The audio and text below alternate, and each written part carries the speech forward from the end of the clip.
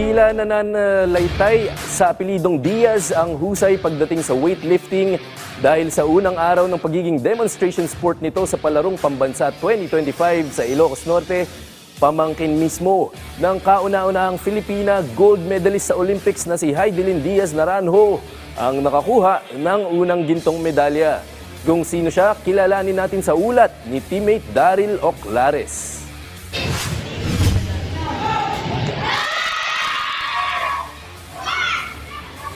Sa kanyang unang beses na pagsalang sa Palarong Pambansa, agad na nakakupo ng gintong medalya ang batang weightlifter mula sa Zamboanga City na si Matthew Diaz, na pamangkin ng first ever Filipina Olympic gold medalist na si Heidelin Diaz Naranjo. Sa unang araw ng weightlifting bilang demonstration sport sa palaro, pinagharian ni Diaz ang secondary boys 48 kg category.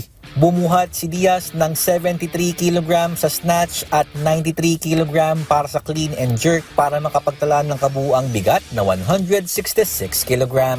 Sa naging panayam ng PDV Sports kay Diaz na parte na ng delegasyon ng Region 4A Calabarzon, inilahad niya kung ano ang nagbigay ng lakas sa kanya para makuha ang gintong medalya.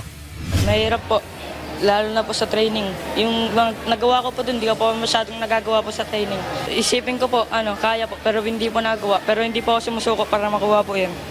Proud naman si Diaz Naranjo sa ipinakitang lakas ni Matthew na tinangkaring bumuhat ng 100 kg sa clean and jerk. Masaya para sa kanya. Hindi ko lang inasahan na na-try niyang mabuhat yung 100. Malakas siya. At syempre may payo rin si Tita Heidi hindi lamang sa kanyang pamangkin kundi maging sa mga batang weightlifters. Kumain ng tama, matulog na maayos, mag-aral din, at mag-inig sa coaches, be coachable, and maging consistent. Sa susunod na taon ay magiging regular sport na ang weightlifting sa Palarong Pambansa, kaya inaasahan na mas marami pang kabataan ng may hikayat na subukan ang naturang sport na nagbigay ng unang gintong medalya ng Pilipinas sa Olympics dahil na rin sa ipinakitang husay ng Filipina weightlifter na si Heidelin Diaz Naranjo.